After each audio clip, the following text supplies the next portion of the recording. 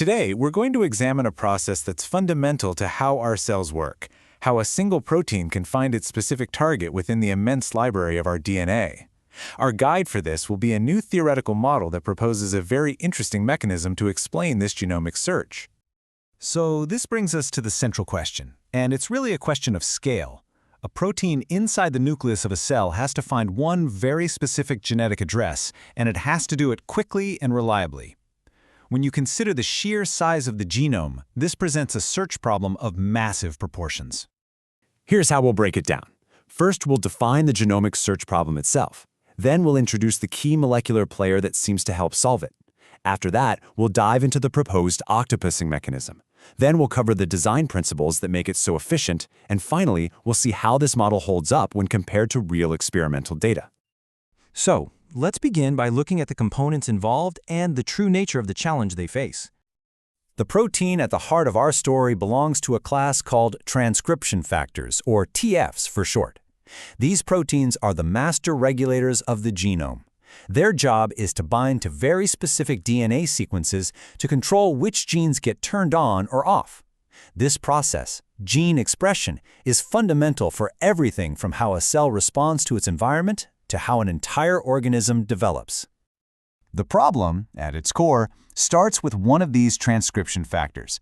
It has a single, unique DNA sequence that it needs to find in order to do its job.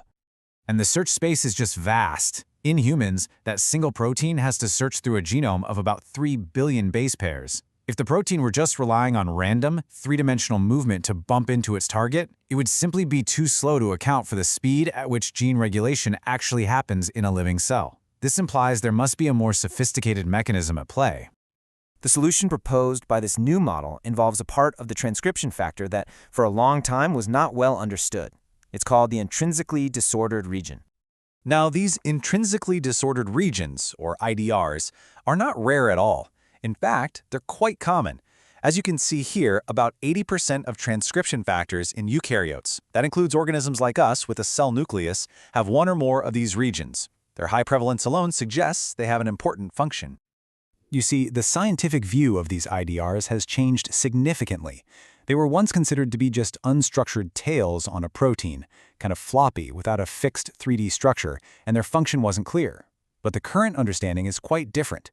We now see them as highly flexible polymers that play a critical role in the DNA search, helping to speed it up and make the final binding more stable.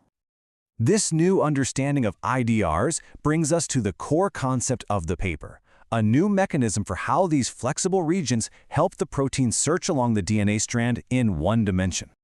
The model breaks down the search into a four-stage process. First, the transcription factor moves randomly through the nucleus in 3D. Second, its flexible IDR makes an initial weak contact with a stretch of DNA near the actual target site. The researchers call this the antenna. Third, the protein begins to move along this antenna region, with different parts of the IDR binding and unbinding from the DNA. Finally, this movement brings the protein's main DNA binding domain right to its specific target, where it can lock on securely.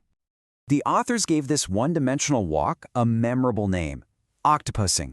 The analogy here is that the many binding sites along the flexible IDR act like tentacles, allowing the protein to hold on to the DNA and move along it without ever fully letting go.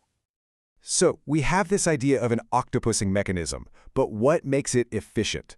The model also explores the underlying physics that would optimize such a search.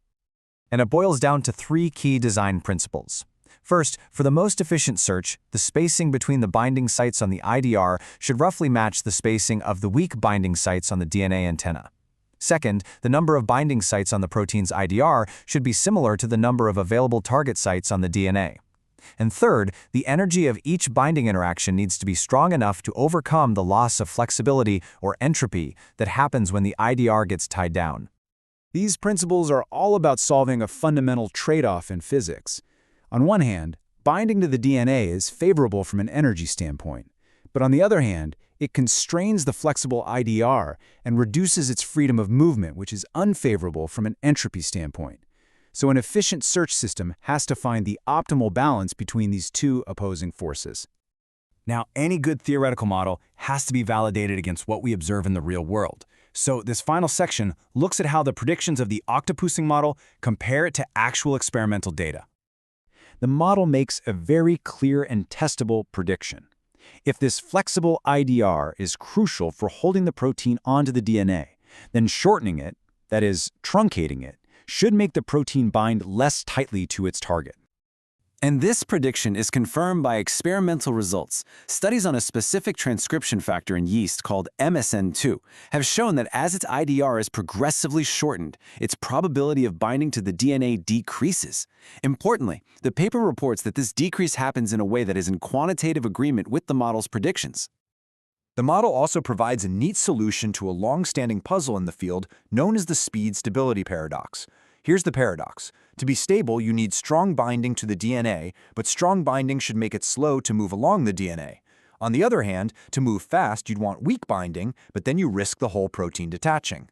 The octopusing mechanism resolves this. You have many weak binding sites. Together, they provide strong overall attachment, ensuring stability. But individually, they can bind and unbind very quickly, allowing for rapid movement. So how much of a difference does this make? The model suggests the performance enhancement is quite large. Using parameters relevant for the system in yeast, the calculations show that this IDR-assisted search can reduce the total search time by a factor of up to 50 compared to a search without an IDR. And what's more, the model's calculated numbers for things like the total search time and the binding rates are comparable to the values that have actually been measured by experiments in living yeast cells. This strong agreement between the theory and the empirical data lends further support to the model. So, in conclusion, this octopusing model provides a physically plausible mechanism that explains how transcription factors can find their targets so efficiently. It reframes these intrinsically disordered regions not as functionless appendages, but as highly adapted tools for searching the genome. And this leads us to a broader, final question. What other important biological functions might be hidden within these flexible protein regions that were for a long time considered to be merely disordered?